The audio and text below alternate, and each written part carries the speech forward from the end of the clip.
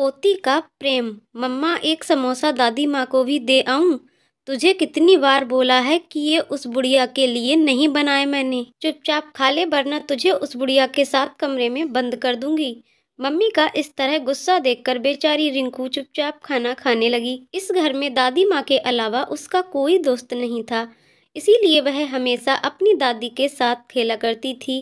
पापा की इकलौती संतान होने के कारण दादी माँ के अलावा और कोई नहीं था जो उसके साथ खेल सके। पर कविता हमेशा उसे अपनी सास के पास जाने से रोकती थी, क्योंकि उसका मानना था कि वह एक अभागन है जिसने उसकी पहली संतान बेटे को निगल लिया। अजय आज दुकान से जल्दी ही आने वाले थे, क्योंकि आज कविता का जन्मदिन था। इसलिए कविता ने पहले से ही सब तैयारियां कर रखी थीं। बस अजय का इंतजार था। शाम को एक छोटी सी पार्टी भी रखी थी, जिसमें कविता ने अपनी कई सहेलियों को आमंत्रित किया था। कविता खाना खाकर अपनी सास के लिए थोड़ी सी दाल भात 2 सूखी रोटी रिंकू के हाथों भिजवा दी। रिंकू खाना लेकर दादी माँ के कमरे में गई। दादी माँ मैं आपके लिए खाना लाई हूँ, लो खाओ। आओ मेरी रानी बेटी, मेरी गोद में बैठो। नहीं दादी माँ, मम्मी ने मना किया है कि उस बुढ़िया की गोद में नहीं बैठना। अगर मम्मा ने देख लिया तो मम्मा मुझे खाना नहीं देंगी। और पता है दादी माँ, आज मम्मा ने समोसे बनाए हैं। पर बेटा तुम मेरे लिए तो समोसे लेकर आई नहीं, और ये रोटी कितनी रूखी है, खाई नहीं जा रही। दादी माँ, मम्मी ने मना कर दिया कि समोसे उनकी सहेलियों के लिए हैं, इसलिए नहीं दिए। तुमने समोसे खाए क्या? कैसे बने थे? बहुत स्वादिष्ट बने थे दादी माँ। रिंकू के मुंह से ये बात सुनकर बुढ़िया के मुंह में पानी आ गया। रिंकी बेटा, अब समोसे और कितने बचे हैं? बहुत बचे हैं दादी माँ। अभी तो दादी माँ मैं देखती हूँ, अगर मम्मी किचन में नहीं हुई तो मैं आपके लिए एक समोसा ले आऊंगी। रिंकू बाहर निकलकर देखती है कि मम्मी तो अभी टीवी देखने में बिजी हैं। चुपके से किचन में घुस जाती है और धीरे से कढ़ा में से एक समोसा लेकर अपने नन्हे हाथों में छुपाए अपनी दादी को लाकर देती है। बुढ़िया जैसे ही रिंकू के हाथों में समोसा देखती है तो वह बहुत खुश हो जाती है और जल्दी जल्दी खाने लगती है। रिंकू जब ये सब देखती है तो उसे बहुत आश्चर्य होता है। दादी माँ धीरे खाओ, नहीं तो गले में ही अटक जाएगा। बुढ़िया थोड़ी ही देर में समोसा चट कर जाती है। वास्तव में समोसे तो बहुत स्वादिष्ट हैं बेटा, चुपके से एक और ले आओ, और खाने का मन कर रहा है अभी। नहीं दादी, मम्मी देख लेंगी तो तुम्हें बहुत मारेंगी और मुझे भी। अब मैं नहीं जाऊंगी दादी माँ। उसे पता था कि अगर मम्मी ने देख लिया तो उस दिन की तरह दादी को कई दिनों तक भूखा ही रहना पड़ेगा। बुढ़िया को अब रह रहकर उस समोसे का याद आ रहा था। बेचारी अंगुलियां चाटती रह गई। अब मैं जाती हूँ दादी माँ, नहीं तो मम्मा को पता चल जाएगा। अगर रात को समोसे और बचे तो मैं और ले आऊंगी। कविता टीवी देखते हुए, खाना खाया बुढ़िया ने? हाँ मम्मी, खा लिया। मम्मा पापा नहीं आए अभी तक? नहीं आए, पर आते ही होंगे। मम्मा आपने मेरे लिए पापा से क्या मंगवाया? तुम्हारे लिए इस बार एक बड़ी सी गुड़िया मंगवाई है। और दादी माँ के लिए? कुछ नहीं, वैसे भी क्या जरूरत है उस बुढ़िया के लिए इतने पैसे खर्च करने की। वो देखो तुम्हारे पापा आ गए। पापा आ गए, पापा आ गए। अजय ने रिंकू को गोद में उठाते हुए, पता है हम तुम्हारे लिए क्या लेकर आए हैं? गुड़िया, ये देखो, बिल्कुल तुम्हारे जैसी सुंदर व तुम्हारे जितनी बड़ी। लाओ मैं इसे दादी माँ को दिखाकर आती हूँ। दादी माँ ये देखो, पापा हमारे लिए गुड़िया लेकर आए। देखो कितनी सुंदर है। हाँ ये तो वाकई में बहुत सुंदर है, बिल्कुल तुम्हारी तरह है। ये लो कविता, तुमने जो मंगाया था सब है, देख लो, कहीं कोई सामान छूट तो नहीं गया। और इसमें 2 साड़ी हैं, एक तुम्हारे लिए व एक माँ के लिए। अजय, माँ को क्या जरूरत है साड़ी की? उनके पास तो पहले ही बहुत हैं, इसलिए फालतू की वस्तुओं में पैसे बर्बाद मत करो। कविता, तुम्हें पता है आज हमारे पास जो कुछ भी है वह सब माँ का इकट्ठा किया हुआ है। पर हमारे भी एक लड़की है और हमें भी अपने भविष्य के लिए धन की आवश्यकता है। अगर हम यूं पैसे खर्च करेंगे तो कल हमारे पास कुछ भी नहीं रह जाएगा। और वैसे भी इस बुढ़िया को तो कहीं जाना नहीं, पूरे दिन घर में ही रहना है। कविता, तुम्हें पता है तुम क्या बोल रही हो? वो मेरी माँ है, और अगर मानो तो तुम्हारी भी। वो मेरी माँ नहीं हो सकती, वह अभागन मेरे बेटे को निगल गई। खबरदार कविता, अगर और एक शब्द मेरी माँ के विषय में बोला तो मुझसे बुरा कोई नहीं होगा। मेरा भी फैसला सुन लो अजय, तुम आज से इस घर में या तो वो बुढ़िया रहेगी या मैं। तुम जा सकती हो, मैं तुम्हारे लिए अपनी माँ को नहीं खो सकता। मैं भी नहीं रहना चाहती अब इस घर में। आओ रिंकू, चलते हैं हम, कभी वापस नहीं आएंगे अब इस घर में। नहीं मम्मा, मुझे नहीं जाना आपके साथ, मुझे दादी माँ के पास ही रहना है। तू भी उस बुढ़िया के साथ रहकर उसकी भाषा बोलने लगी। तो ठीक है, जब शाम को मेरी याद आएगी तब देखना। मम्मा आप मत जाओ प्लीज, मैं किसके साथ सोऊंगी फिर? अपने पापा के पास सोना, मैं जा रही हूँ अब। पापा रोको मम्मी को, नहीं तो वो चली जाएंगी। नहीं बेटा, उसे जाने दो, और अगर चाहो तो तुम भी जा सकते हो। नहीं, मैं दादी माँ को छोड़कर कहीं नहीं जाऊंगी। कविता गुस्से में घर से निकल जाती है और अपने मायके चली जाती है। कविता को गए आज 2 दिन हो गए। दादी माँ को जब ये पता चला तो उन्होंने 2 दिन से खाना पीना भी छोड़ दिया।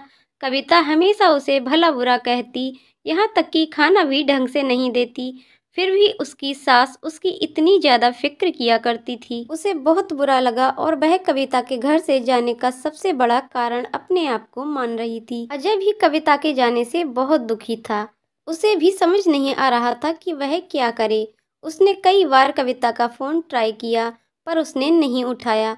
अजय बालकनी में आज अकेला बैठा सोच रहा था कि आखिर कविता ऐसा कैसे कर सकती है। उसने तो साथ जीने मरने का वादा किया था। कुछ सोचते हुए अजय अपने अतीत के आगोश में खो गया। उसे अपने कॉलेज वाले दिन याद आने लगे जब कविता उसे पहली बार मिली थी। कितनी अनजान व अजनबी थी वो।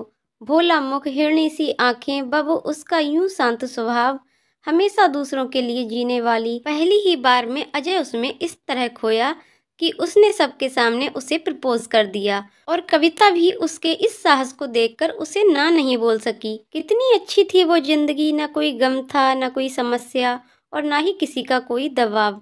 बिल्कुल स्वतंत्र, किसी आजाद पंछी की तरह, जिसकी ना कोई राह होती है और ना ही मंजिल।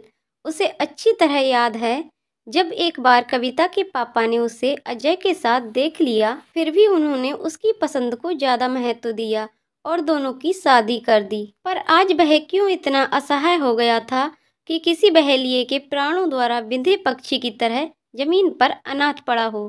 पापा पापा, मम्मा का फोन आया है, आपसे बात करने को बोला है।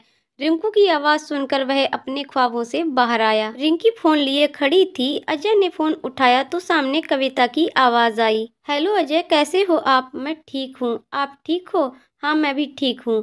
अजय, मुझे रिंकी चाहिए, मैं उसके बिना नहीं रह सकती। प्लीज मुझे मेरी बेटी दे दो। लौट आओ कविता अपने घर, देखो कोई कब से इंतजार कर रहा है आपका। रिंकी भी तुम्हारी और हम सब भी। प्लीज लौट आओ।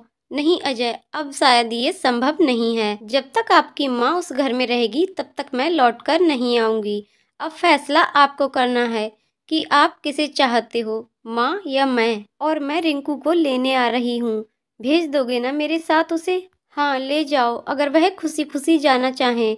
आपकी बेटी है वो, आपके पास ज्यादा खुश रहेगी। ये कहते कहते अजय का गला रुंध गया। शब्द पता नहीं कहाँ गुम हो गए। अब बहुत ज्यादा टूट चुका था वह। कभी भी कविता से दूर नहीं रहना चाहता था और माँ को भी अपने से अलग होते नहीं देखना चाहता था। उसकी जिंदगी में एक ऐसी शाम होने जा रही थी जिसके बाद सदियों के बाद भी कोई उजाला नजर नहीं आ रहा था। अब उसे फैसला करना था कि उसे अपना भविष्य चाहिए या गुजरा अतीत। एक तरफ उसका अतीत लिए मुंह पर झुर्रियों व बेटे से कुछ अधूरी उम्मीदें लिए उसकी बूढ़ी माँ, व दूसरी ओर उसका अपाहिज भविष्य व उसकी प्यारी सी गुड़िया रिंकू को साथ लिए उसकी पत्नी। आखिर करता भी तो वह क्या? ना अकेली माँ उसे चाहिए, ना ही पत्नी। एक समय था जब उसकी जिंदगी में दूर दूर तक कोई गम का नाम भी नहीं था, पर पता नहीं किसकी नजर लगी उसकी हंसती खेलती जिंदगी को कि नरक से भी बदतर हो गई। अचानक वह उठा और माँ के कमरे की ओर बढ़ा। इससे पहले कि वह माँ से कुछ बोल पाता, माँ बोल पड़ी। क्या हुआ बेटा, किसका फोन था? कविता का फोन था क्या? क्या वो वापस आ रही है? हाँ माँ, वापस आ रही है, पर रहने के लिए नहीं, हमेशा के लिए हमसे दूर होने व रिंकू को ले जाने के लिए। अजय ने कविता के साथ हुई सारी बातें माँ को बता दी। बेचारी बुढ़िया, जिसने कभी सोचा भी नहीं था कि बात यहाँ तक बढ़ जाएगी कि उसे वृद्धाश्रम जाने की नौबत आ जाएगी। अजय की बात सुनकर बेचारी कुछ देर खामोश हो गई। अंत में फैसला किया कि वह वृद्धाश्रम चली जाएगी, पर कभी भी अजय व कविता को अलग नहीं होने देगी। माँ के मुंह से ऐसी बात सुनकर अजय हक्का बक्का रह गया। ये क्या कह रही हो माँ? तुम अपना स्वयं का घर छोड़कर वृद्धाश्रम में जाओगी? और एक अनाथ की जिंदगी जियोगी। मैं ये कभी नहीं होने दूंगा। क्या आप कविता के लिए अपना घर छोड़कर जाओगे? अच्छा होता अगर मैंने आपके खिलाफ जाकर कविता से शादी ना की होती, तो शायद आज ये नौबत ही ना आती। नहीं बेटा, ऐसी बात नहीं। कविता तुम्हारी धर्म पत्नी है, आपको उसके बारे में ऐसा नहीं बोलना चाहिए। और रही बात मेरी, तो मेरे पास तो अब बहुत कम समय बचा है, जो वृद्धाश्रम में ही गुजार लूंगी। पर अभी आपकी पूरी जिंदगी शेष है। मेरे जाने के बाद कविता ही एकमात्र सहारा होगी आपका। और वैसे भी मैं कौन सा दुनिया छोड़कर जा रही हूँ। जब कभी भी याद आए मेरी, तो मिलने चले आना। वहाँ पर हर सुविधा भी होगी, नर्स डॉक्टर, आपको भी कोई परेशानी नहीं होगी। और ना ही कविता को। माँ के बहुत ज्यादा समझाने पर अजय मान गया और माँ को वृद्धा आश्रम छोड़ने के लिए तैयार हो गया। दूसरे दिन माँ का सारा सामान पैक कर अजय माँ को ना चाहते हुए भी उनकी जिद के कारण वृद्धा आश्रम छोड़ आया। कविता को जब ये पता चला तो वह बहुत खुश हुई कि अब उसे उस घर में कोई समस्या नहीं होगी और वह अपने ससुराल वापस लौट आई। पर अब अजय में वो पहले वाली बात नहीं रह गई थी। अजय अब पहले जैसा बिल्कुल नहीं था। वह बहुत ज्यादा उदास रहने लगा और बहुत ज्यादा समय वह मौन ही रहा करता। कविता जिस खुशी की तलाश में यहाँ आई थी, वह उसे अब यहाँ बिल्कुल नजर नहीं आ रही थी। अजय हमेशा सुबह माँ से मिलने आया करता था। वह जब भी उस वृद्धा आश्रम से गुजरता था, माँ से मिलकर ही जाता। वृद्धा आश्रम में आने के बाद अजय की माँ अचानक बीमार रहने लगी। डॉक्टर नर्स सब बहुत परेशान हो गए, लेकिन अजय की माँ के कहने पर किसी ने भी अजय से इस बारे में बात नहीं की, क्योंकि अजय की माँ चाहती थी कि वह हमेशा खुश रहे। जब कई दिनों बाद भी तबीयत में सुधार नहीं हुआ, तो डॉक्टरों ने उन्हें एक बड़े हॉस्पिटल में चेकअप के लिए भेजा। जब रिपोर्ट आई तो पता चला कि उन्हें कैंसर है और ये बीमारी लगभग 2 वर्ष पहले से है। जब भी माँ से मिलने जाता तो कविता को बहुत बुरा लगता। वह हमेशा वहां जाने से रोका करती। वह कभी कभी रिंकू को भी साथ ले जाया करता, जिससे कविता और भी ज्यादा बिगड़ जाती। अब अजय भी काम के दबाव के कारण कई दिनों बाद ही वहां जाया करता, पर उसे ये पता नहीं था कि उन्हें कैंसर है। अब उनकी तबीयत और बिगड़ने लगी। एक बार अजय कहीं जा रहा था, इसलिए उसने सोचा कि माँ से मिलकर चलते हैं। पर जैसे ही वह अंदर गया तो उसे माँ कहीं भी दिखाई नहीं दी। जब आसपास पूछा तो पता चला कि उनकी तबीयत बहुत खराब है और वह अस्पताल में भर्ती हैं। जब वह हॉस्पिटल पहुंचा तो पाया कि माँ की तबीयत बहुत ज्यादा खराब थी।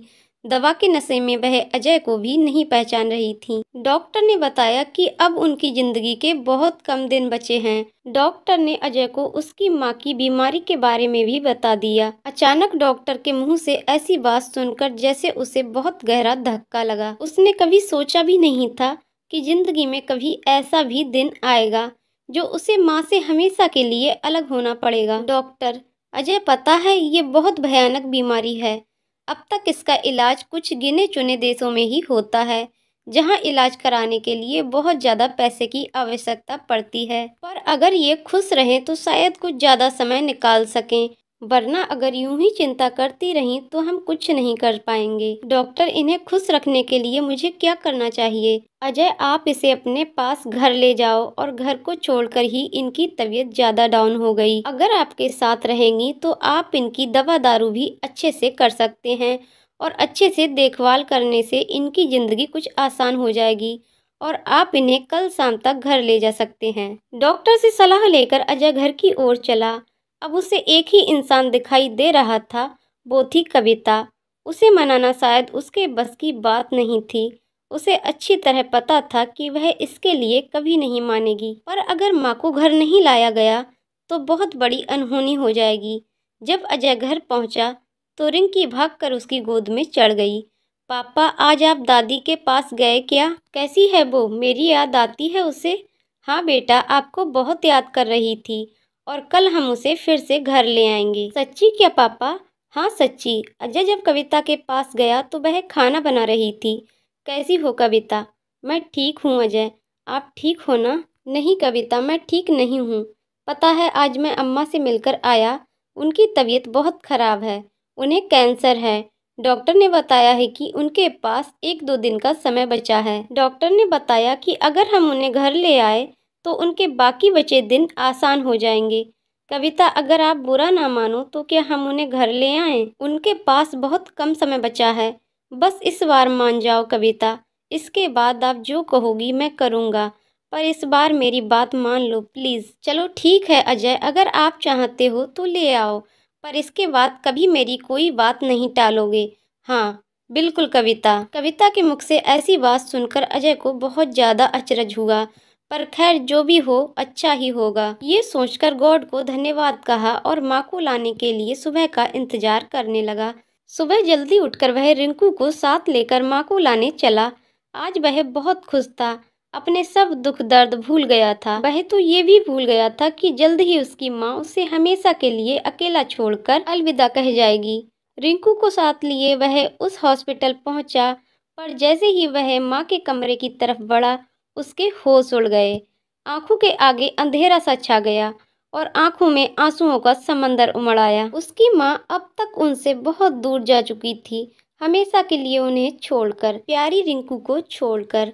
आज कविता की भी समस्या हल हो चुकी थी। अब वह कभी भी अपना घर छोड़कर नहीं जाएगी।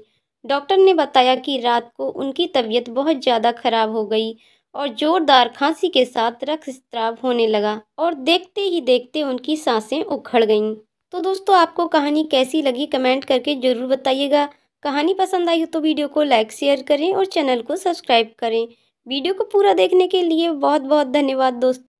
पिता की सीख। एक बेटा अपने पिता से, पापा मुझे 4,000 चाहिए। पिता अपने बेटे की फिजूल खर्ची से बड़ा परेशान था। हालांकि पिता के पास पैसों की कमी तो नहीं थी, लेकिन अपने बेटे को पैसों का महत्व समझाना चाहता था। बोला, बेटा मैं तुम्हें 4,000 रुपये नहीं बल्कि 10,000 रुपये दूंगा। बेटा बहुत खुश हुआ। पिताजी बोले, लेकिन मेरी एक शर्त है कि मैं तुम्हें बारी बारी से 100-100 के 5 नोट दूंगा, तुम्हें उन्हें फाड़ना होगा। बेटा बोला, बस इतनी सी बात है, इसमें कोई बड़ी बात नहीं, मैं ऐसा कर दूंगा। पिता ने अपनी जेब से कुछ पैसे निकाले और 100 रुपये का नोट निकालकर अपने बेटे को दिया। बेटे ने झट से उसके 2 टुकड़े कर दिए। पिता ने दूसरा 100 का नोट दिया।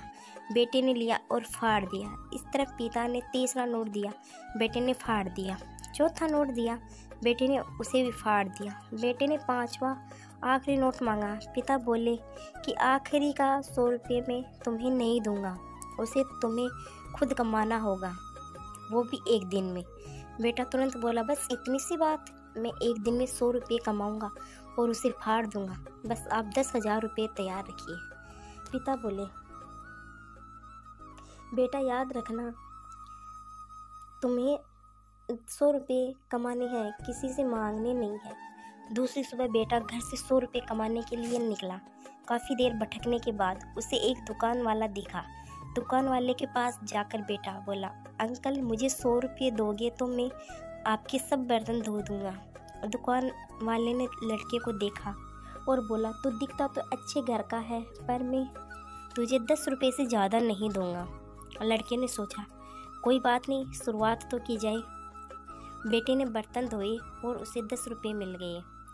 मन ही मन वो सोच रहा था कि जिस 10 रुपये की वो कीमत भी नहीं समझता था, आज उसके लिए कितनी मेहनत करनी पड़ी।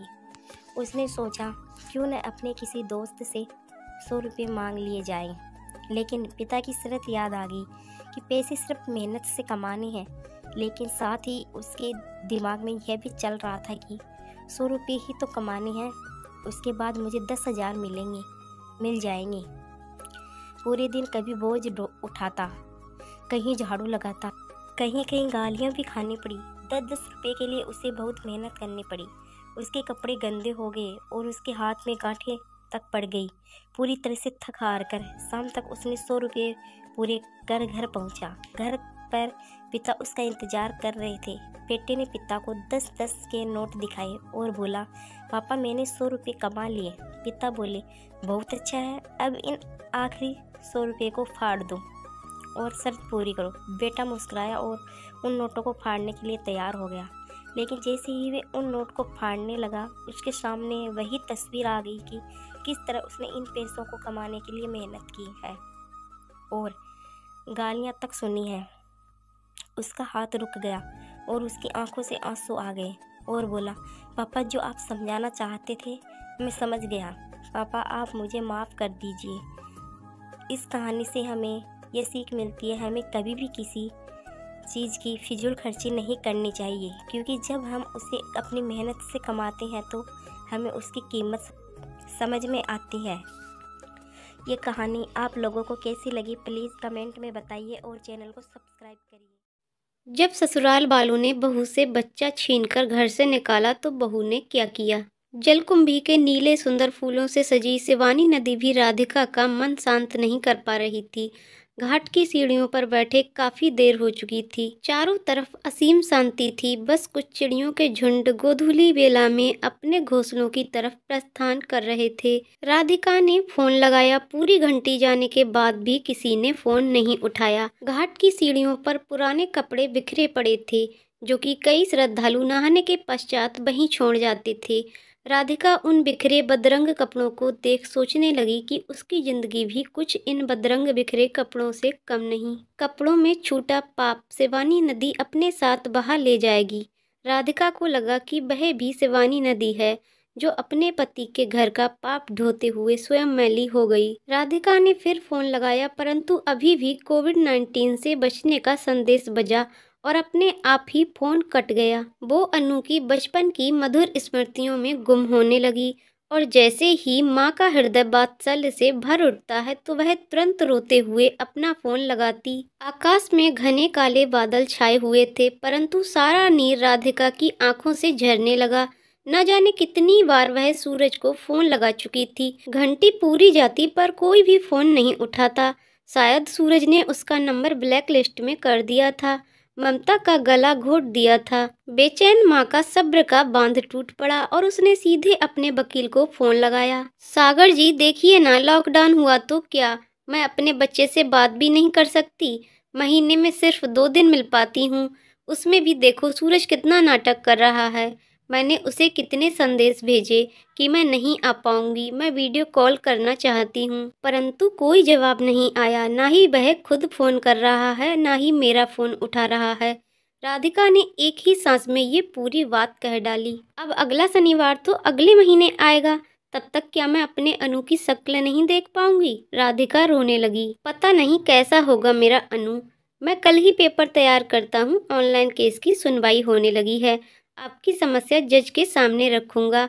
इस बार हम हाई कोर्ट में अपील करेंगे। वकील बाबू, सागर ने राधिका को आश्वासन देते हुए चुप कराया। राधिका घाट की सीढ़ियों से धीरे धीरे ऊपर चढ़ती गई। एक एक सीढ़ी चढ़ना उसे बहुत ही भारी महसूस हो रहा था। उसका पूरा शरीर थका और शक्तिहीन लग रहा था। मन का बोझ रफ्तार को धीमी कर रहा था। जीवन की नीरसता और घोर अंधेरा उसे घेरे जा रहा था, परंतु फिर भी हिम्मत बांधते हुए वह धीरे धीरे ऊपर बढ़ती गई और अपने घर की तरफ मुड़ गई। राधिका का मलिन मुख देख माँ समझ गई कि राधिका की अनु से बात नहीं हो पाई है। माँ ने बेटी का हौसला देते हुए बोला, कोई बात नहीं, कल फिर कोशिश करना, क्या पता नेटवर्क की समस्या हो। आप चुप रहो, राधिका ने चिढ़ते हुए कहा। आप लोगों की वजह से ही मेरी जिंदगी इस दो राहे पर खड़ी है। आपको ही मेरी शादी की जल्दी पड़ी हुई थी, जैसे कि मैं कोई बोझ हूँ। आपका बोझ तो उतर गया, पर मेरा क्या? आखिर अपनी भड़ास राधिका कहाँ निकालती? माता पिता भी चुपचाप उसके कटु वचनों को सुनते रहे। किसी की तनिक हिम्मत न हुई कुछ बोलने की। पढ़ी लिखी समझदार बेटी का कहना ना मानकर, उसकी इच्छाओं का गला घोटकर उन्होंने सिर्फ सच में ही अपना बोझ हल्का किया था। इन सब के लिए कहीं ना कहीं वे स्वयं को जिम्मेदार मानते थे। शादी के 5 साल गुजर गए थे। 1 साल के अंदर ही अनु का जन्म हो गया। न जाने क्यों समय के साथ साथ पति का व्यवहार बहुत ही रूखा होता चला गया। हर बात का जवाब चिढ़ कर देना, हर बात पर ताने मारना, हर चीज में नुक्स निकालना और राधिका को बेइज्जत करने का तो वह जैसे बहाना ही ढूंढता रहता था। राधिका की शादीशुदा जिंदगी बिल्कुल नरक बन चुकी थी। थोड़ी बहुत खुशी जो उसे अपने परिवार में मिलती थी, वह सिर्फ अनु की वजह से। उसका मरुस्थली जीवन में अनु एक मरीचिका की तरह आया था। लड़का जनने की वजह से राधिका का घर में थोड़ा मान सम्मान था, परंतु वह सिर्फ दिखावे के लिए। जैसे ही घर में कोई बाहर वाला आता, सासू माँ के तो बात करने का लहजा ही बदल जाता। लोगों के सामने बड़े प्यार से अपनी बहू से बात करती और उनके जाते ही नौकर से बदतर।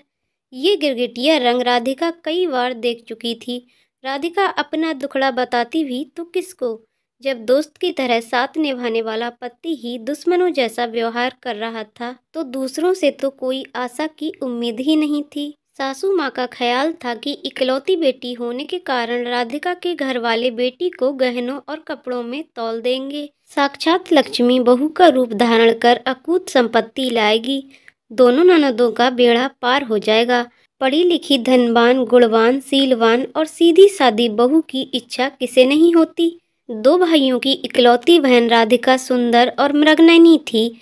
न जाने कितने लड़के वाले राधिका को देखकर चले गए और अपने घर की बहू बनाना चाहते थे, परंतु माता पिता अपनी लाडली को सरकारी बाबू के साथ ब्याह कर धन्य समझ रहे थे। पढ़ाई लिखाई में होशियार राधिका ने अनेक सपने सजाए थे, परंतु कॉलेज का आखिरी साल खत्म होते ही माता पिता ने उसके हाथ पीले करने का निर्णय लिया। बेटा, हमें भी तो अपनी जिम्मेदारियों से मुक्त होना है। राधिका ने भी बहुत मना किया था, कितना रोई और भूख हड़ताल भी की, परंतु सभी कोशिशों पर पानी फिर गया। वह पढ़ लिख कर नौकरी करना चाहती थी तथा अपने पैरों पर खड़े होना चाहती थी, पर माता पिता एक अच्छा रिश्ता हाथ से जाने देना नहीं चाहते थे। उन्हें समझ ही नहीं आया कि राधिका के ससुराल वाले इतने लालची और क्रूर होंगे। बड़ी मुश्किल से राधिका की बड़ी ननद का विवाह हुआ, परंतु वह भी 1 साल के भीतर अपने मायके आकर बैठ गई। छोटी ननद का कहीं नैन मटक्का चल रहा था, जिसे राधिका भाप गई थी। कई बार उसने ननद को नीचे वाली मंजिल की बालकनी में इशारे करते हुए देखा था, परंतु अपने आप कुछ बोल ना पाई।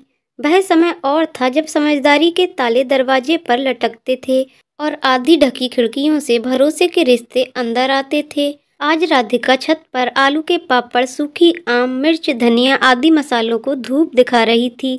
सभी चीजों को जमीन पर फैलाकर जैसे ही राधिका छत की ग्रिल के पास पहुंची, तो अपनी छोटी ननद का मजनू नीचे खड़ा पाया। दूर से गली के नुक्कड़ पर ससुर जी भी आते दिखाई दिए। राधिका चुपचाप नीचे उतर आई और रसोई में चली गई। ससुर जी ने छत में खड़ी राधिका और नीचे खड़े लड़के को देख लिया था, परंतु घर में कुछ नहीं बोला। कई बार राधिका सूरज से अपना कसूर पूछती, परंतु सूरज इसका उचित उत्तर नहीं देता और कुछ भी बकवास कर चला जाता। कई बार वह घर ही नहीं आता और ऑफिस से सरकारी दौरे का बहाना बनाकर कई दिनों तक घर से दूर रहता था। अचानक आई सरकारी दौरे की बाढ़ राधिका को समझ में नहीं आया। कभी कुछ पूछो तो पति पत्नी के बीच भूकंप आ जाता। रोज रोज सासू माँ के ताने कम थे, जो अब पति के भी सुनने पड़ रहे थे। इन सरकारी दौरों का मतलब उसे उस दिन समझ में आया, जब एक दिन अचानक सुधा का फोन आया। राधिका, कहाँ हो? 3 बार देख चुकी हूँ। जीजा जी को एक लड़की के साथ। मेरा प्रोजेक्ट चल रहा था साइट पर। हसीना के साथ बैठे हुए थे। काफी कम उम्र की लग रही थी वह गलबैयाँ डाले थी, पता नहीं कहाँ से फंसा लिया उसे। सूरज 10 दिनों के बाद घर लौटता है। अपना सामान रखकर अपनी माँ और पिताजी के पास बैठ जाता है। बड़ी बड़ी बातें हाँकता है। अब मैं कुछ ही समय में सेक्शन ऑफिसर बन जाऊंगा। देखना पिताजी, अब छोटी की भी जल्दी शादी कर देंगे। सूरज के दिमाग में पता नहीं क्या चल रहा था। वह हमेशा अपने माता पिता की दुखती रग पर हाथ धरता और उन्हें ऐसा जताता था जैसे कि उसे घर की जिम्मेदारियों की बहुत फिक्र है। इकलौते कमाऊ पूत के आगे माता पिता नतमस्तक रहते थे। मजाल जो कोई सूरज की अवहेलना कर दे। उसकी बोली गई हर बात पत्थर की लकीर होती थी और कोई भी उसे नाराज नहीं करना चाहता था। पिता को बहुत कम पेंशन मिलती थी, जो कि अधिकतर उनकी दवाइयों में ही खर्च हो जाती थी। पिता सूरज को घर पर ही ध्यान देने की हिदायत देते हैं। ऐसा नहीं था कि पिताजी को सूरज के रंग ढंग पता ना हो। पूत के पांव पालने में ही दिख जाते हैं, परंतु स्वयं कौन अपने सोने को खोटा बोले। रात को राधिका और सूरज के बीच कहासुनी हो जाती है। तुम्हें क्या मैं बेवकूफ़ नजर आती हूँ? मुझे सब पता है तुम्हारा क्या चल रहा है, राधिका ने चिल्लाते हुए कहा। जब तुम्हें मुझसे कोई मतलब ही नहीं तो मैं तुम्हारे घर में क्यों रहूं? सूरज थोड़ा घबरा जाता है, परंतु आज वह राधिका से ज़्यादा कुछ नहीं बोल पाता और चुपचाप अपना तकिया, बिस्तर, मोबाइल फ़ोन लेकर छत में चला जाता है। राधिका ने अपने सास ससुर को पति के कारनामे बताए, परंतु उल्टा ससुर ने ही राधिका को अपनी हद में रहने की हिदायत दे डाली। राधिका कुछ बोल नहीं पाती, बस अंदर ही अंदर छटपटाहट महसूस करती है। अब ये नित्य का क्रम हो चला था। सूरज अपना खाना खाता और सीधे छत पर चले जाता, घंटों उस लड़की से बतियाता रहता। धीरे धीरे इस घुटन में राधिका का शरीर घटने लगा। वह अपना मानसिक संतुलन खो बैठी। घर वालों ने आस पड़ोस में राधिका को पागल घोषित करवा दिया। सूरज ने राधिका के माता पिता को बुलवाया और अपने ही घर में उनकी बहुत बेइज्जती की। अपनी पागल बेटी को मेरे गले बांधकर आप चैन की बांसुरी नहीं बजा सकते। इसे आप अभी अपने साथ ले जाओ, हमें इसकी कोई आवश्यकता नहीं। सूरज की माँ का पारा 7वें आसमान पर चढ़ गया था। इसको शर्म नहीं आती, अपने पति पर झूठा इल्जाम लगाती है। यही तो ये चाहती है कि हमारा खानदान बदनाम हो जाए और इसकी ननद घर पर बैठी रह जाए, उसके लिए कोई भी अच्छा रिश्ता न आए। राधिका के माता पिता उसे घर ले आते हैं, पर अनु के बगैर कुछ ही दिनों में सूरज तलाक के पेपर भिजवा देता है, जिसे वह पहले ही तैयार करके बैठा था। बस एक अच्छे मौके की तलाश में घूम रहा था। आज उसकी ये तमन्ना भी पूरी हो गई थी। राधिका का केस कुटुंब न्यायालय में चला, जहां पर उसे चरित्रहीन, मानसिक रूप से बीमार और बेरोजगार साबित कर दिया गया। इतना बहुत था, उसे अनु से दूर करने के लिए कोर्ट ने निर्णय दिया कि महीने के दूसरे और चौथे शनिवार को राधिका अपने बेटे से मिल सकती है। इतना सुनकर राधिका बहुत टूट गई। राधिका कोर्ट में चिल्ला चिल्ला कर कहना चाहती थी कि चरित्रहीन का जो दाग उस पर लगाया गया है, वह दाग उसकी ननद का है, और पागलपन की डिग्री जो उसे थमा दी गई है, वह उसके चरित्रहीन पति का नतीजा है। परंतु माँ बाप हमेशा उसे समझाते, ऐसे तेरे घर की बदनामी हो जाएगी और फिर रिश्ता आगे बन नहीं पाएगा। क्या पता देर सवेर सूरज को अपनी गलती का एहसास हो जाए और बिन माँ के बच्चे को पालना इतना आसान नहीं, वह जरूर तुझे वापस ले जाएगा। परंतु राधिका वापस जाना चाहती है या नहीं, उसकी इच्छा का कोई मान नहीं था। राधिका धीरे धीरे माता पिता की देखरेख में ठीक होने लगी थी। उसने एक स्कूल में पढ़ाना भी शुरू कर दिया था। अपने गुजारे लायक वह कमाने लग गई थी। उसके जीवन का सिर्फ एक ही उद्देश्य रह गया था, अपने अनु को अपने पास लाना। परंतु लालची ससुराल वाले पोते को अपने हाथों से निकलने नहीं देना चाहते थे। शायद उसमें भी उन्हें भविष्य का कोई लाभदायक सौदा नजर आ रहा था। राधिका कोर्ट द्वारा तय किए गए समय पर भी अपने बेटे से आसानी से नहीं मिल पाती थी। इसके लिए भी उसे बहुत जद्दोजहद करनी पड़ती थी। राधिका का मन सूरज और उसके परिवार के लिए घृणा से भर गया था। वह किसी भी कीमत पर अनु को वापस लाना चाहती थी। इसके लिए उसने सागर वशिष्ठ नाम के एक वकील से संपर्क किया और वकील ने उसे पूरा आश्वासन दिलाया। परंतु इसी बीच कोविड-19 की वजह से लॉकडाउन शुरू हो गया और सब लोग घर में बंद हो गए। जहां लोग वर्क फ्रॉम होम के अंतर्गत इंटरनेट इस्तेमाल कर आसानी से काम कर रहे थे, वहीं राधिका इंटरनेट के होते हुए भी इस आसान सुविधा का लाभ नहीं ले पा रही थी। 2 महीने हो गए थे और वह अपने बेटे अनु को देख भी नहीं पाई थी। आज हाई कोर्ट में राधिका का केस जस्टिस SC शर्मा के सामने लाया गया। पुराने केस की पूरी जानकारी पढ़ने के बाद जज को समझने में ज्यादा देर नहीं लगी। परंतु बच्चे की कस्टडी किसे दी जाए, इसके लिए बच्चे का कोर्ट में होना बहुत जरूरी था, ताकि उसकी इच्छा भी पूछी जाए। सूरज ने जज साहब से इल्तजा की कि सर, वह अभी सिर्फ 3 साल का है, इसे इस बात की समझ नहीं है कि उसके लिए क्या अच्छा है और क्या बुरा। इसकी चिंता करने की आप सभी को जरूरत नहीं, हम किस लिए बैठे हैं, जज ने हंसते हुए कहा, और अनु को हाई कोर्ट में बुलाया गया। कोर्ट रूम में माँ को देख अनु जोर से चिल्लाता हुआ आया और माँ से लिपट गया। माँ ने बच्चे को अपने आगोश में ले लिया और खूब सारे चुम्बन जड़ दिए। माँ की गोद में चढ़ अनु बहुत ही खुश नजर आ रहा था। प्रत्यक्ष को प्रमाण की क्या आवश्यकता, और जज साहब को फैसला देने में ज्यादा सोचना नहीं पड़ा। माँ बेटे का प्यार देखकर उच्च न्यायालय में कुटुंब न्यायालय के फैसले को पलटते हुए कहा कि माँ से बेहतर देखभाल कोई कर नहीं सकता। सूरज को राधिका और उसके बेटे का खर्चा देना पड़ा और अब हर दूसरे और चौथे शनिवार को 2 घंटे के लिए पिता अपने बेटे से मिल सकता था। राधिका भी अपने बेटे को पाकर बहुत खुश थी। उसकी जिंदगी को महकाने के लिए अनु का आगमन हो गया था और अब वह भी जिंदगी में आगे बढ़ चली थी। दोस्तों, आपको कहानी कैसी लगी कमेंट करके जरूर बताइएगा। कहानी पसंद आई हो तो वीडियो को लाइक शेयर करें और चैनल को सब्सक्राइब करें।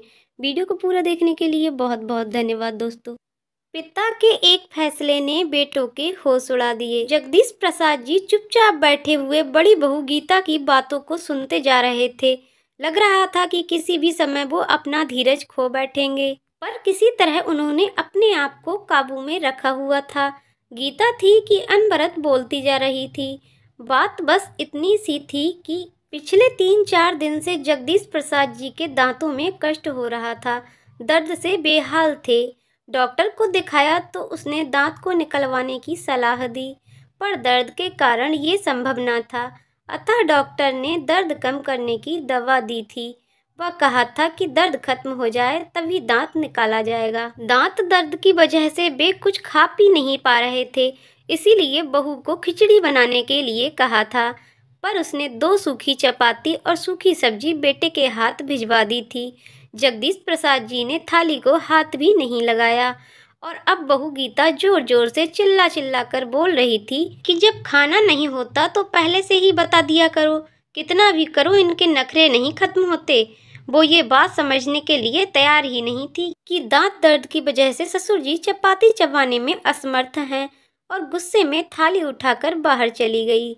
जगदीश प्रसाद जी ने एक गहरी सांस ली और अपनी छड़ी उठाकर अपने लंगोटिया दोस्त कैलाश नाथ जी के घर की ओर चल दिए। आज उनका दिल बहुत उदास था। अपनी दिवंगत पत्नी की याद उन्हें आने लगी और सड़क के किनारे बने एक बेंच पर वे बैठ गए। अतीत ने तीव्रता के साथ उनकी यादों में प्रवेश किया। जगदीश प्रसाद जी सरकारी कार्यालय में सेवारत थे। उनके 3 बेटे थे, अनिल, सुनील और राजेश। तीनों ही पढ़ने में अच्छे थे। उनकी पत्नी कांता एक कम पढ़ी लिखी लेकिन मेहनती व स्वाभिमानी स्त्री थी, जो कुशलता के साथ उनके घर का संचालन करती थी। मितव्ययिता क्या होती है ये जगदीश प्रसाद जी ने पत्नी से ही सीखा था, इसीलिए महीने के अंत में अपनी पूरी पगार वो पत्नी के हाथ में सौंप देते थे और खुद निश्चिंत हो जाते थे। घर के मामलों में वे कभी भी नहीं बोलते थे, पर पत्नी को जब भी उनकी सलाह की जरूरत होती तो वे हरदम उसके साथ होते थे। समय के साथ उनकी उन्नति होती गई और बच्चे भी अच्छी शिक्षा प्राप्त कर चुके थे। अपने जीवन काल में उनकी पत्नी ने एक जो सबसे अच्छा काम किया था वो था मकान बनवाना। शहर की एक अच्छी सी कॉलोनी में उसने अपने सपनों का संसार बसाया था। जगदीश प्रसाद जी ने ऑफिस से लोन लेकर, कुछ दोस्तों से मदद लेकर पत्नी के इस सपने को पूरा किया। पहले मकान 1 मंजिला था, पर जब बच्चे बड़े हो गए तो जगदीश प्रसाद जी ने हिम्मत करके मकान की 2 मंजिलें और भी बनवा दी। उनके तीनों बेटों की शादी हो गई थी और तीनों बेटों के 2-2 बच्चे भी हो गए थे, और अब जगदीश प्रसाद जी अपने छोटे बेटे के साथ निचली मंजिल पर रहते थे। अनिल व सुनील दूसरी और तीसरी मंजिल पर रहते थे। रसोइयाँ सबकी अलग अलग थीं। बस त्योहार वाले दिन सब एक जगह इकट्ठा होकर त्योहार मनाते थे। मुंह से तो कोई कुछ नहीं कहता था, पर राजेश की पत्नी को बहुत तकलीफ होती थी कि सारा काम मुझे ही करना पड़ता है। दोनों भाभियां बस हाथ हिलाने के लिए आ जाती थीं। उधर दोनों का कहना था कि भाई रसोई तो तुम्हारी है तो जिम्मेदारी भी तुम्हारी है, पर ये बातें कभी भी झगड़े का रूप धारण नहीं कर पाती थीं, क्योंकि कांता जी खुद भी एक मेहनती महिला थी, जो उम्र के इस दौर में भी चुस्त दुरुस्त थी। सारा दिन कुछ न कुछ करते रहना उनकी आदत थी। इसी कारण काम को लेकर बहुएं ही उन पर निर्भर थीं। जगदीश प्रसाद जी जब भी अपनी पत्नी के साथ बैठते थे तो कहते थे कि अब हमें किसी प्रकार की चिंता नहीं है, पेंशन तो आएगी ही, बस आराम से गुजारा हो जाएगा। जवानी में जो सपने मैं तुम्हारे पूरे नहीं कर पाया वो मैं अब करूँगा। और पत्नी हल्के से मुस्कुरा कर अपनी सहमति प्रकट कर देती थी, पर जगदीश प्रसाद जी का ये सपना कभी पूरा नहीं हो पाया और एक दिन उनकी पत्नी उन्हें अचानक छोड़कर हमेशा के लिए चली गई। जगदीश प्रसाद जी की तो जैसे दुनिया ही उजड़ गई, पर होनी को कौन टाल सकता था। जिस पत्नी ने इतने यत्न से मकान की नींव बनाई थी, उसमें अब दरारें पड़नी शुरू हो गई थीं। हालात इतने बदल गए थे कि त्योहार के समय एक दूसरे को बधाई देने में भी सबको कष्ट होने लगा था। सब अपनी अपनी गृहस्थी में मस्त हो गए थे। एक अकेले जगदीश प्रसाद जी ही रह गए थे, जो सब कुछ समझ रहे थे, पर उम्र के इस दौर में अपने आप को असहाय सा महसूस करने लगे थे। 2 दिन पहले ही वो जब अचानक घर में घुसे तो उन्हें बेटों व बहुओं की आवाज़ सुनाई दी। कौतूहल बस वे चुपचाप खड़े हो गए। उनके दुख का ठिकाना न रहा जब उन्होंने सुना कि तीनों बेटों ने उन्हें 2-2 महीने के लिए बांट लिया है। छोटी बहू को शिकायत थी कि जब मकान में सबका बराबर का हिस्सा है तो पिताजी की सेवा में भी सबका बराबर का हिस्सा होना चाहिए। मैं भी थोड़ा आजाद रहना चाहती हूँ, जो पिताजी के कारण संभव नहीं हो पा रहा। तकलीफ तो सबको हो गई थी पर चारा न था। और अब जगदीश प्रसाद जी 3 हिस्सों में बट गए थे। जिंदगी यूं ही चलती जा रही थी। 2 महीने कभी एक बेटे के पास, फिर दूसरे, फिर तीसरे के पास। मुसीबत तो तब आती थी जब कभी महीने के अंत में यदि उनकी तबीयत खराब हो जाती तो इलाज ये सोचकर नहीं कराया जाता था कि अब 2-4 दिन के बाद दूसरे बेटे के पास तो जाना ही है, वो ही इलाज करा देगा। आज जगदीश प्रसाद जी के सब्र का बांध टूट गया था। 2 दिन पहले ही उन्होंने दांत निकलवाया था। उनका दिल कुछ मीठा, कुछ गर्म, कुछ नरम खाने को हो रहा था। उन्होंने अपनी मझली बहू को हलवा बनाने के लिए कहा और अलका का जवाब था कि मैं अभी खाली नहीं हूँ। आपको और कुछ तो सूझता नहीं है? इस उम्र में खाने की पड़ी है। 2 दिन के बाद वो ना छोटी बहू के पास जाएंगे तो वहीं खा लेना। मैं किटी पार्टी के लिए लेट हो रही हूँ। और जगदीश प्रसाद जी के सब्र का पैमाना छलक गया। आज तक वो अपने बेटे बहुओं की सब जातियां बर्दाश्त कर रहे थे, पर आज तो हद हो गई। आंखें आंसुओं से भर गईं और वे कैलाश जी के घर चल पड़े। कैलाश जी उनके बचपन के मित्र थे। शिक्षा प्राप्ति से लेकर सेनावृत्ति तक दोनों साथ ही रहे। कैलाश नाथ जी थोड़े व्यवहारिक बुद्धि वाले व्यक्ति थे। वे दिल से नहीं, दिमाग से सोचते थे। उन्होंने अपने दोस्त को कई बार समझाया था कि थोड़ा रौब रखा करो। किस बात की तुम्हें कमी है? मकान अभी तुम्हारे नाम है। बेटे बहू जब भी सिर पर बैठने की कोशिश करें तो धमकी दे दिया करो कि किसी को भी हिस्सा नहीं दूंगा। पर जगदीश प्रसाद जी को ये बात नामंजूर थी। उनका कहना था कि जब मकान बनवाया ही बच्चों के लिए है तो ऐसा सोचना किस लिए। लेकिन आज उन्हें लग रहा था कि अब कुछ करने का समय आ ही गया है। कैलाश नाथ जी से सलाह मशवरा करके जगदीश प्रसाद जी घर आकर पत्नी की तस्वीर के सामने आकर खड़े हो गए, जैसे मन ही मन उनसे विचार विमर्श कर रहे हों। एक दृढ़ निश्चय उनके चेहरे पर आया और वो भूखे पेट ही सो गए। किसी ने भी खाने के लिए नहीं पूछा। उन्हें पता था कि उनके तीनों बेटे पत्नियों के साथ गर्मी की छुट्टियों में बाहर जा रहे हैं। किसी को भी ये ख्याल नहीं था कि पिताजी क्या खाएंगे, कैसे रहेंगे। जगदीश प्रसाद जी ने भी कुछ नहीं कहा। उन्हें अपनी योजना को अंतिम रूप देने का अवसर मिल रहा था। वो चुपचाप शांत भाव से बैठकर सबकी तैयारियां देख रहे थे। वैसे भी उनका मानना था कि जब बेटे ही माँ बाप को नहीं पूछते तो बहुओं से क्या उम्मीद रखना।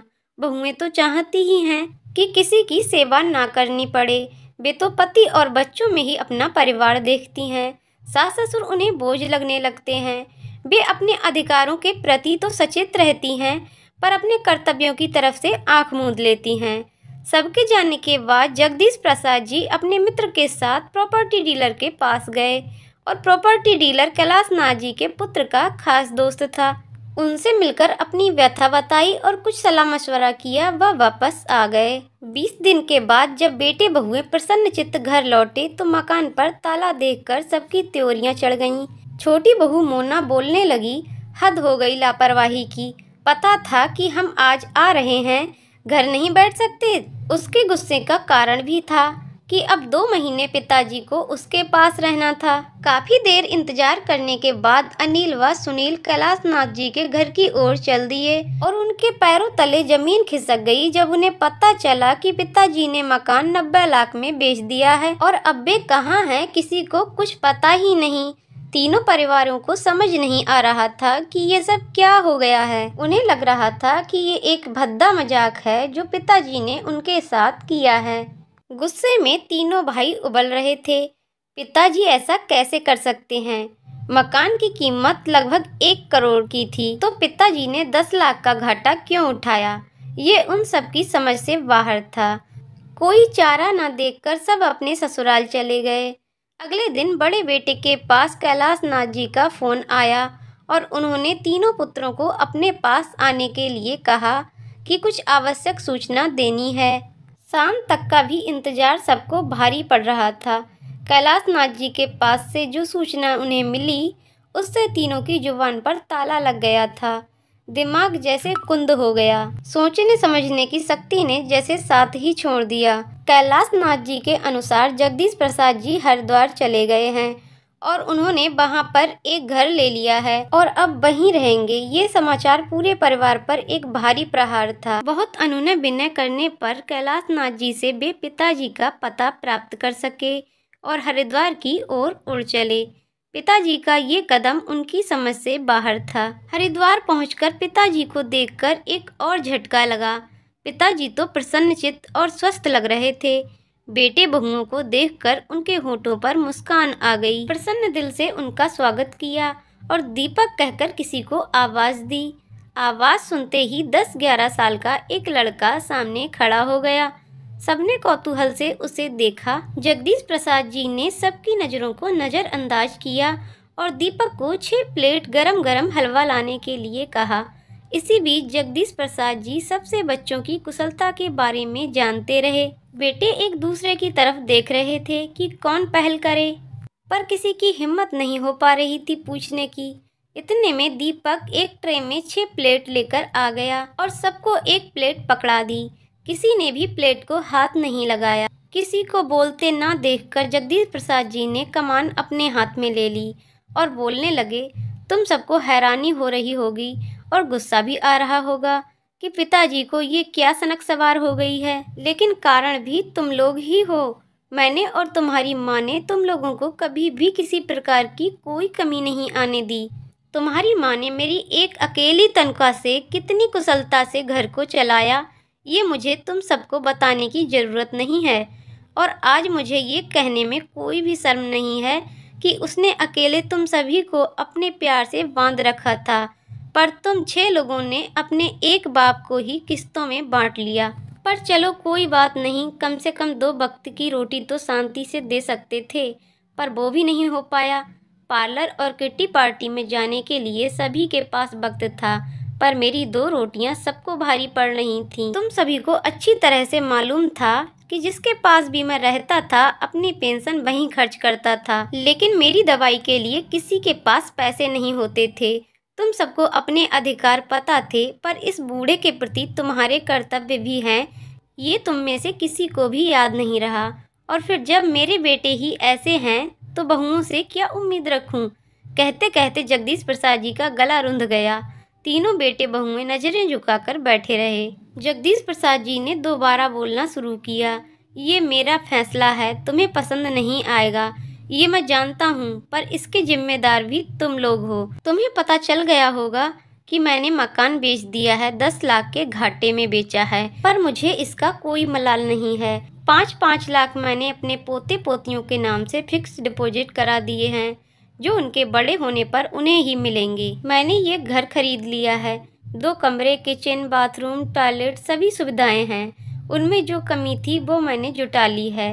मैंने इसके लिए अनाथ आश्रम को 15 लाख दे दिए हैं। मेरे मरने के बाद ये घर आश्रम की संपत्ति हो जाएगा। अभी अभी जिस लड़के को तुमने देखा है वो एक अनाथ लड़का है जो अब मेरे साथ रहता है।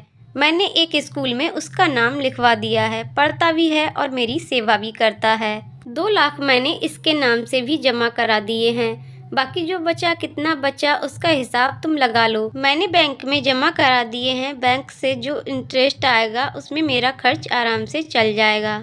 मैं अपना खर्चा आराम से चला लूँगा। अब तुम लोगों को मेरी तरफ से पूरी आज़ादी है, जैसे चाहो वैसे रहो। ये सब कहकर जगदीश प्रसाद जी चुप हो गए और आराम कुर्सी पर बैठकर अपनी आंखें बंद कर लीं। तीनों बेटे बहुओं को समझ नहीं आ रही थी कि पिताजी की इन बातों पर अपनी क्या प्रतिक्रिया प्रकट करें, और सामने पड़ी हलवे की प्लेट को देखकर अलका सोच रही थी कि एक प्लेट हलवे की कितनी बड़ी कीमत सबको चुकानी पड़ गई है। इस कहानी की लेखिका हैं सिम्पी नारंग जी। तो दोस्तों, आपको कहानी कैसी लगी कमेंट करके जरूर बताइएगा। कहानी पसंद आई हो तो वीडियो को लाइक शेयर करें और चैनल को सब्सक्राइब करें। वीडियो को अंत तक देखने के लिए बहुत बहुत धन्यवाद दोस्तों। हेलो दोस्तों, कैसे हैं आप लोग। हमारी आज की कहानी का नाम है अपशब्द। बहुत हुआ सरला, अब मैं अपने स्वाभिमान के साथ समझौता नहीं कर सकता और इस घर में एक पल भी नहीं रह सकता। महेश जी सीमा और विशाल के कांटों भरे तानों से आहत होकर बोले, बिल्कुल सही कह रहे हैं आप। अब मैं भी एक पल इस घर में रहना नहीं चाहती। अभी तक मैं यही सोच रही थी कि शायद एक दिन परिस्थितियां सही हो जाएंगी, लेकिन अब पानी सिर से ऊपर गुजर चुका है। सरला भी अपने आंसुओं को पोंछते हुए बोली, दादू दादी आप लोग रो क्यों रहे हैं? 7 साल की चुनमुन उन दोनों के आंसुओं को अपने नन्हे नन्हे हाथों से पोंछते हुए बोली, कुछ नहीं बेटा, बस आंख में तानों का कंकड़ चला गया। महेश जी और सरला जी व्यथित होकर बोले, हमें मालूम है आपको मम्मी पापा ने डांटा है, इसलिए रो रहे हैं आप लोग। और वो दोनों भी रोते हुए दादू दादी के चिपक गईं। अभी थोड़ी देर पहले की घटना आंखों में चलचित्र की भांति घूम उठी। विशाल, मैंने जिंदगी भर इन दोनों को अपने पास रखने का ठेका नहीं ले रखा है। तुम्हारे बड़े भैया तो अपनी सारी जिम्मेदारियों से मुंह मोड़कर आराम से विदेश में रह रही हैं और इन दोनों बुढ़ा बुढ़ी को हमारे मत्थे मढ़ दिया। जब इन बुढ़ा बुढ़ी को हमें कुछ देना ही नहीं है तो हम क्यों इनको अपने पास रखें? सीमा का एक एक शब्द जहर बुझे तीर के समान दोनों के सीने को छलनी कर रहा था। बिल्कुल सही कह रही हो तुम, गलती तो मैंने भी की इन दोनों को अपने पास रखकर। जैसे भैया ने छोड़ दिया था वैसे ही हमें भी छोड़ देना चाहिए था, लेकिन अब बिल्कुल भी नहीं। जहाँ जी चाहें, जैसा जी चाहें वैसा रहें। प्राणों से प्यारा बेटा बोल पड़ा, जिससे न जाने कितनी उम्मीदें थी उन दोनों को। हे भगवान, ये दिन देखने से पहले हम लोग मर क्यों नहीं गए? बेटे बहू के मुंह से शर्मनाक अपशब्द सुनकर दोनों के मुंह से एक साथ निकला, काश ये धरती फट जाए और हम लोग इसी में समा जाएं। बहू तो चलो पराई है, पर अपने कोख जने से ऐसी उम्मीद बिल्कुल नहीं थी। महेश जी और सरला जी का हंसता मुस्कुराता परिवार, 2 बेटे और दोनों ही होनहार। उन दोनों ने अपना सब कुछ बच्चों की पढ़ाई के लिए सारी जमा पूंजी दांव पर लगा दी, सिर्फ गांव का एक पुश्तैनी मकान छोड़कर, वो भी सिर्फ इसलिए क्योंकि वो अपने आप को गांव की जड़ों से अलग नहीं होना चाहते थे। और उनकी सोच यही थी कि एक दिन जब बच्चे तैयार हो जाएंगे तो हम लोगों को अपनी फिक्र करने की क्या ज़रूरत। ईश्वर की कृपा से दोनों बेटे पढ़ लिख कर इंजीनियर भी बन गए। बड़ा बेटा विदेश में सेटल हो गया और वहीं शादी करके वहीं की नागरिकता लेकर हमेशा के लिए वहीं बस गया। बहुत धक्का लगा उस बार, लेकिन अभी छोटे बेटे से उम्मीद की किरण बाकी थी। लेकिन कहते हैं ना कि अगर एक बच्चा ऐसा करता है तो दूसरा भी उसके नक्शे कदम पर चल पड़ता है। विशाल ने भी अपने साथ काम करने वाली सीमा के साथ शादी कर ली और अचानक दरवाजे पर लाकर उन दोनों के अरमानों को एक साथ ध्वस्त कर दिया। खैर, बच्चों की खुशी में खुद को ही दोनों ने खुश कर लिया, लेकिन सीमा अपनी मस्ती में मस्त रहने वाली उन दोनों से कोई ज़्यादा मतलब नहीं रखती और जब देखो तब उन दोनों को अपने पास रखने का एहसान जता देती। समय पंख लगाकर उड़ने वाला, सीमा की गोद में 2 जुड़वा बेटियां आ गईं। दोनों बेटियां अपने दादी दादू से बहुत ज़्यादा प्यार करती थी। सीमा जब भी ऑफिस या बाहर जाती, यहाँ तक कि शहर से बाहर भी, तो वो दोनों अपने दादू दादी के पास ही रहती। समय के साथ विशाल और सीमा ने अपना घर खरीदना चाहा। पापा बहुत दिन किराए के घर में रह लिए। अब हम चाहते हैं कि अपना घर खरीद लिया जाए। रुपये कम पड़ रहे हैं तो आप गांव वाला घर बेच दीजिए, विशाल पास आकर बोला। बेटा, जब कभी हम लोगों का मन करता है तो 2-4 दिन के लिए अपने लोगों के बीच चला जाता हूँ। अगर एक बार घर बेच दिया तो हमेशा के लिए गांव से दूर हो जाऊंगा। मैंने अपने जीवन भर की कमाई, सारी जमा पूंजी, यहाँ तक कि सरला ने अपने गहने तक तो तुम लोगों पर न्यौछावर कर दी। लेकिन अब वो घर नहीं, एक तरह से महेश जी ने मना करते हुए कहा, क्योंकि महेश जी अपने आप को पूरी तरह से खाली नहीं करना चाहते थे।